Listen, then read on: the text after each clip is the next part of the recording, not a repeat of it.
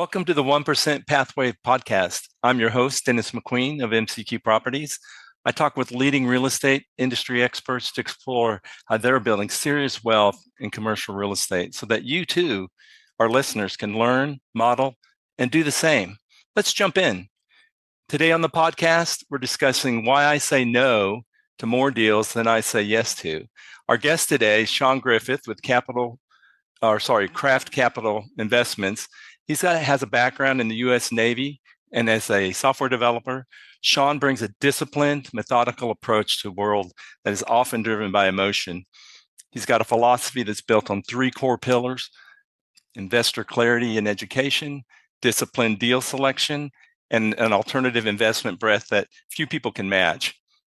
He's the CIO of a Largo debt fund and the VP of Treasury and Finance at Craft Capital. Sean's not just a participant in this market. He's a leader in the space, and he's great at this topic. He's a GP in nearly 700 units and an LP, and I think over 3,000. I've lost count. He's a veteran, a problem solver, and he's dealt with a lot of complex systems that he applies in multifamily operations. And he's got a great blueprint to success that he's willing to share. If you're looking for a guide, a real expert who can cut through the noise, Sean is definitely it. Welcome to the show, Sean. We're happy you're here. So let's start by you telling our listeners just a little bit more about yourself and what you do. Well, Dennis, first, thanks for inviting me on, and I really appreciate you sharing your audience with me. After that introduction, I don't know what else I can say. I mean, but no, I joke with people and go, I was an overnight success. It just took me about 15 years to get here. Yep. Everybody wants that quick, easy win. And, there's one aspect of real estate that almost nobody talks about.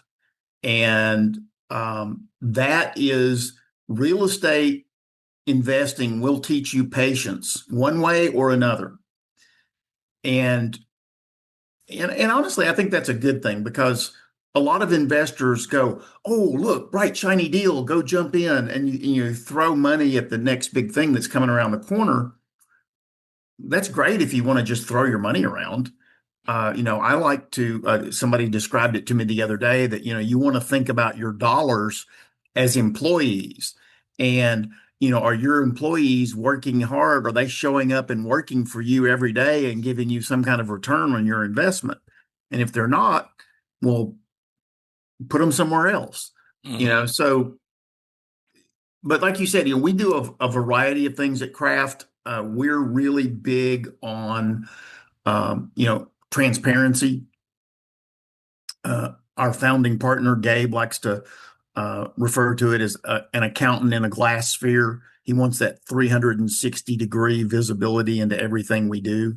Mm-hmm. And, we like one of our current properties, if an investor happens to be in town and they want to meet, we have a standing meeting on Friday if the investors want to come and tour the property. You can go and walk the property, sit down and talk with the property manager.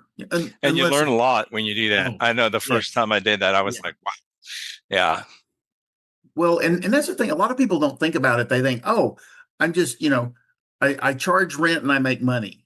Well, like most things in life, it's never just that simple. There's 1,000 moving parts behind the scene that if you're lucky, you'll never see those. Mm-hmm. There's a lot of stuff going on. But anyway, I could ramble on about this. That's okay. So let's start with a couple of broad things before we go into the core content. I mean, how did you get started in multifamily? I know you're doing some other asset classes too, but I think your core was multifamily, right? Yeah. Probably about 14, 15 years ago, I got invited to one of those weekend seminars where they're talking Mm-hmm. about real estate. And the first day they were talking about single family. And, I looked at that and kind of go, okay, well, that kind of makes sense. And then the next day they talked about multifamily, and being a math guy, I looked at it and I'm going, oh, that makes a lot more sense. Right. And I just wasn't ready to take the plunge as a GP at that point, but my friend that had invited me was. And so I ended up investing with him in his first deal It's a little property over in Carrollton, Texas, 64 units.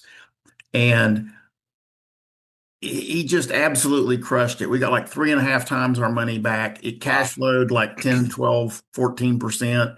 Hmm. And I'm still looking for a deal that good. Yeah. Every time I run into him, I look at him and go, "You ruined me." I said, he goes, "Yeah, I know. It's like the unicorn deal, right? You But know, it got you started. I it mean, got me started, yeah. and it really got us hooked. And we've invested, like you said, I don't know how many units it is now. It's over 3,000. Um, some of them have been great, some of them not so much. But overall, real estate's been good. Yeah, and that, that's like any business. There's ups and downs, and there's good operators, bad operators, and you learn by doing, right? And that's part of why I love doing these podcasts, because that's one way to help give back, is bring some education. And Yeah. you know, listening to you tell that story, it made me think. I mean, do you have like a? Do you mind sharing maybe one aha moment you had maybe early on about your real estate journey? Um, well, it was a kind of a combination aha and almost a blocker to me not getting started. Mm-hmm. And for people that are experienced with, private investments, this isn't a big deal. But for somebody that's never invested before, which I'm sure there's probably going to be a few in your audience that they've thought about it, they're looking at it, they're what I call real estate curious, but they've just never taken Mm-hmm. the plunge. If you actually sit down and read a PPM, it will scare the hell It'll out of scare you. Yeah, all that legalese and you. everything. Yep. And so I talked to my partner, the guy that had invited me, my friend, about it, and he goes, well, he goes, look, he goes, I'm not going to explain it to you because I'm not an SEC attorney. He goes, you need to, go ahead. And so he hooked me up, met with the attorney, best $500 I ever spent. Mm. And that Hmm. attorney now wouldn't even touch that for 2,000. Wow. He's still around. I don't think he really does, much real estate work anymore in his law firm. His minions take care of all that. But but yeah, so I went through. He went through and explained everything in the PPM, and then there was this one section. There's about 14 or 15 pages of all reasons why you should not invest in this deal. I mean, fire, flood, famine, locust, you name it. It's Hmm. in there. If it's ever happened, it's in there. And he goes, now you shouldn't let this section scare you. He goes, what this section should do is prompt you to go, hey, Mr. or Mrs. Sponsor, how are you mitigating all of these risks? And about Hmm. 80% of them can be mitigated by having the right amount and type of insurance on the property. The other Hmm. 20% by doing a very thorough physical due diligence before you buy the property. And, you know, it was, to me, that kind of opened the door to go, okay, that makes a lot of sense for me, because you are entering into a legal contract. It's just like most people invest in stocks all the time. I guarantee you they've never, well, maybe less than a tenth of 1% have actually read the documents Right. that they're signing when they buy that stock. Hmm. Well, and that, knowing the way that you're wired, that probably gave you some appreciation, because you're very analytical, and that makes sense. Oh, well, we've got these risks. Yes, this Hmm. is how we mitigate it, right? I could Yeah, see. yeah. I'm that way too. So I can see that being actually appealing, because it's an Oh, yeah. opportunity to learn, how does this person operate, right? And again, there's good ones and bad ones. Some of them will wave their hands. Don't go with that one. Some are going to go. In fact, I remember looking at some early deals with you. I had some questions about some stuff, and you said, "Well, this is fairly common, and this is what we do to cover that." Or Hmm. this is just insurance. It probably will never happen, but we put a little reserve over here just in case something does happen. Yep. And I'm going, oh, that makes perfect sense. Move on down the road. So, thanks for sharing that. And yeah, that is, I think, a lot of what separates people jumping right in and taking the time to do some due diligence. And that's really Mhm. the core piece of what we want to talk about today, because there's so many new opportunities and there's hot stuff that's coming around and um, Every every time day. you turn, And every time you turn around. so what do you think right now? What's one of the hot real estate trends right now that you think you're actively choosing to ignore? And what's the rationale behind that decision? You know, the partnership hadn't really talked about this much, but right now we're not looking at build to rent, which is a big Hmm. thing. That's a big thing. Yep. I've Um, looked at a few of those. Yep. and that's mostly because anytime you have build in the subject, there's going to be no cash flow until now. Build to rent's a little better than a full ground up apartment complex. Hmm. Because with a full ground up apartment complex, there's going to be no cash flow for the first 18 to 24 months, Hmm. guaranteed. Hmm. Because let's say everything goes perfect and 18 months in, you're done building and you've got your certificate of occupancy and you can start leasing apartments. You are not going to go from 0 to 90% Right. overnight. It's going to take a while And to build. I looked at a couple of deals like that, and it's like it yeah, was the developer coming out, and they were at that point where they were just starting to lease up, or were halfway yeah. through it, that kind of thing. Yeah, it's almost like a triple net, right? You Well, and build and then and fill. people don't think about it, but the lender, who's the biggest investor of all in the deal, Hmm. has requirements around, hey, you've got to be at a certain occupancy for a certain number of months before you can do distributions. Mm-hmm. Hmm.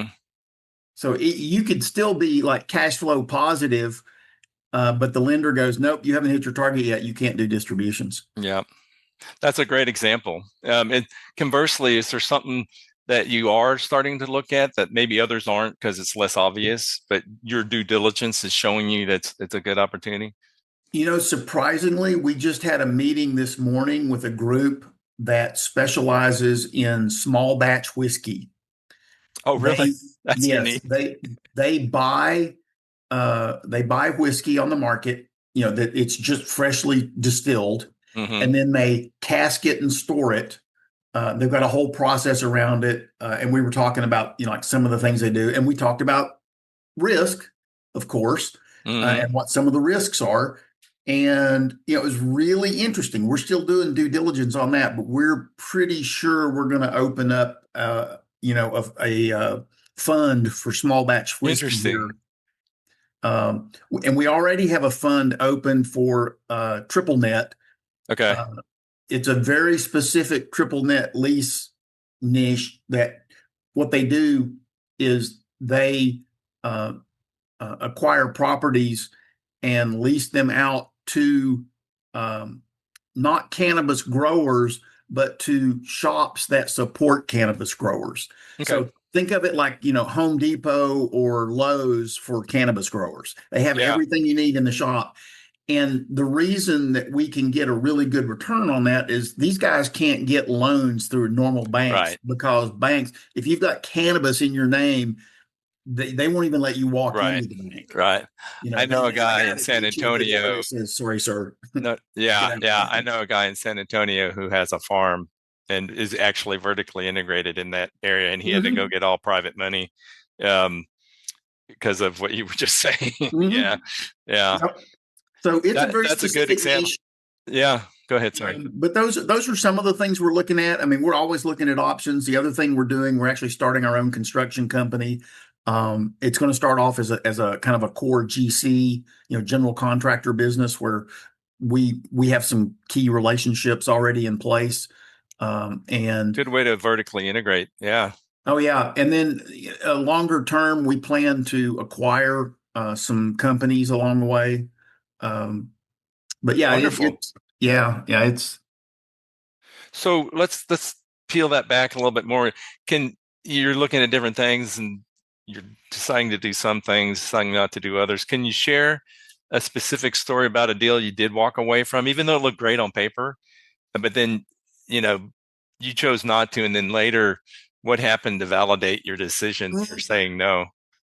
yeah. We have one property Uh, we started looking at that property, I guess it was probably 3 years ago.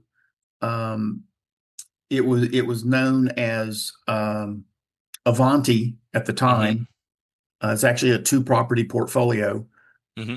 and it came on the market for 24 million. We underwrote it, submitted an LOI. I think we were like, I don't know, around, no, I'm sorry, it came on the market for 27 million and we underwrote it at 24. Okay. And we submitted an LOI, letter of intent, and we were not invited to best and final. Okay. Yep. The guys that Been won it, there. yep, the guys that won it could not get financing to stick. Mm-hmm. So the seller took it off the market, brought it back on the market about 3 months later for 24 million. Funny how that works. Yeah, well, interest rate environments had changed, et cetera. We underwrote it again at 21.5 million, submitted an LOI. We were invited to best and final, Mm-hmm. still didn't win it. Uh, and the guys that won it spent 6 months negotiating the PSA. Wow. And yeah, well, I know you know, but for the people that are listening that may not know, negotiating a purchase and sales agreement for multifamily typically is a 1 to 2 week period. Mm-hmm. 3 weeks would be okay. Right. Anything beyond that is excessive. These guys spent 6 months. Well, finally, the broker had had enough and he came to us and he goes, "Hey, is your $21.5 million offer still good?" And we go, "No, it's been, it's Situation been, changed again, yeah, right? yeah, I mean, it's been like 3 months. And, mm-hmm. we get us the latest financials and we'll get you an answer." And he shot the Right. financials over. We gave him an answer the next day. And you know, they accepted. That's a great example of sticking to your process. And Yeah. I think that's where a lot of people get lost is it's easy to get caught up in the hype and the excitement and, you know, get a good process and Well, trust it. I mean, and when you start down that path, it's really hard to stick to your guns, mm, when you're going, "Oh, but I want a deal, I want a I deal." wa- Especially when it's like your first or second one. "Oh, I yeah, want the deal, I want the deal, I want the deal." yeah, yeah. And I know. It takes discipline, right? yeah. And mentorship. I mean, fortunately, you'd be fortunate to surround yourself with some good mentors that can, if you're getting off in the off the lane, that can snap Oh, you back yeah. in. Everybody I work with is way smarter than me. It's a So team sport, and this is a yeah, team it is. sport. That's a great example. Let's go a little bit deeper there. I mean, maybe not on this deal, but in general, I mean, are there there's lots of questions, but are there three like really big critical ones you ask yourself? It's kind of like an ultimate filter that can help you kind of get a feel for no versus yes. So we have a screening process. When a deal comes in, our team loads it in the deal tracker that we have, and it's just it's a big Google sheet. Hmm. It's got a bunch of data in it, and they'll put the deal in, and before we even spend any time underwriting it, they go out and get like median household income, Hmm. um, crime, school Yep. ratings. There's some other things, but we use that data as an initial screening. Like if it's less than like, I don't know, about 70 units, we won't even look at it. Don't Right. care. You've got your buy box, and there's some Right. critical Now, pieces. Yeah. we'll collect those. We've got some friends that buy smaller units and we'll funnel Hmm. them over to them. Yeah. Yeah. Um, just like some of our bigger units, we've got some friends that can, they can deal with those, $20 million equity checks. We're not quite there yet. Yeah. Agreed. Uh, Well, and that's something that I had to learn early on was, defining your buy box. And for those of you who are new, that just means what's your criteria? What you might yeah. like for me, I'd like to be 1980s and newer build, maybe at least 40 units and bigger so I can get property management, stuff like Mhm. that. And we won't get into the detail here today, but what is my Yeah. criteria, right? And so Well, and to and your that, point, is this deal hitting that or is it outside of some of that and having the discipline to say this doesn't fit our buy box? yeah, if you're standing in your box and you see something that's just over the edge of the box, just say no. Yeah. It's very tempting Now, to go, it's so close. it's easier to say that sitting here than it is to go, well, it's close. But then that's why you Yeah, have your process, right? yeah, It's like, well, let's yeah, go do the due diligence. And then usually my experience has been usually the numbers don't work. And it's like, and there's a reason. It's like, yeah. oh, well, I could have saved myself time if I just trusted my initial And criteria. then, well, Yeah. and then now our process, once it gets past that, then the team will actually go and create the underwriting spreadsheet, and they'll load the data into it so that Gabe doesn't have to spend his time going and doing all of that stuff. Right. Right. You know,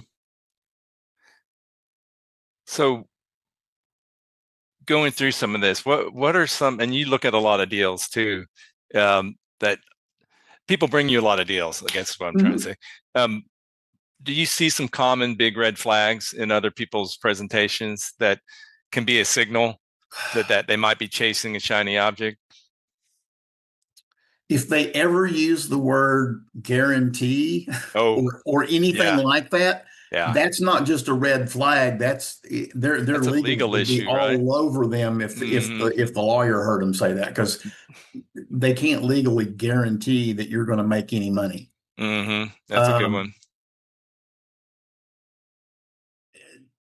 if they come off, and I don't know any other way to put it, if they come off sounding salesy, Hmm.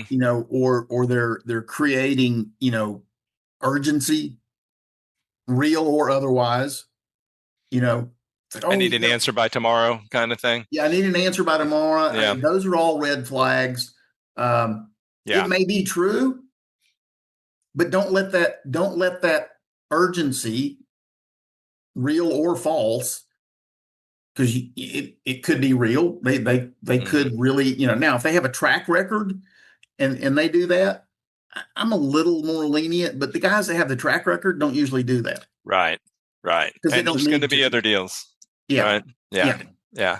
Now those are good. Those are good. And now adding on to that, it's for a lot of the people watching this are new and they're looking for their first few deals. Is there one key piece of advice you'd give them about this power of no we're talking about that can help them? It's going to be hard. You're when you're looking for that deal, there's something called confirmation bias. And if Mm-hmm. you want to learn more about that, go get Dr. Robert Cialdini's book on influence. He'll tell you everything you need to know about confirmation bias, because you're looking at it.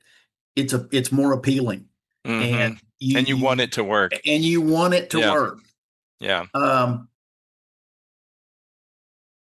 I would almost always say, look at the deal. You know, make some notes about what you like. If there's anything you don't like, write that down. Sleep on it, and then the next day, get up and look at it again, fresh. Um, You'll see just different things. Yeah, You'll I see do different that. things. That's Oh, and great advice. one of the other red flags is if the GP doesn't give you direct answers to your questions. If they beat Mm-hmm. around the bush, or it's you get the sense that they're um, I love the term that Chris Voss uses in Never Split the Difference, Mm-hmm. MSU. Oh yeah. Yeah, Yeah. yeah, making stuff up, only he Yep. doesn't use stuff. Yeah. Um, Yeah, it's a clean show. Thank you, Sean. Yeah. Yeah, yeah. Well, I spent 9 years in the Navy, and it took me probably another 3 years after that to tone my language back down. Well, you've done a good job. No, those are good perspectives. In fact, speaking of books, let's I'm watching the clock here. We need to start wrapping up. There's a couple of general things I wanted to ask you. You've already given us a couple of great book examples. Is there one other that you like, either that's real estate specific or just personal development thinking perspective that's good?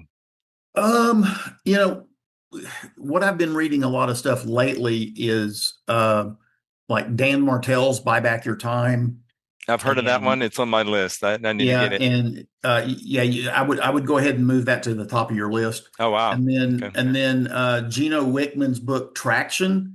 And the reason I'm reading that is because we're in the process of implementing the entrepreneurial operating system, and that's what that book's about. It's All kind of a about. playbook to help you understand what EOS is and how to implement it.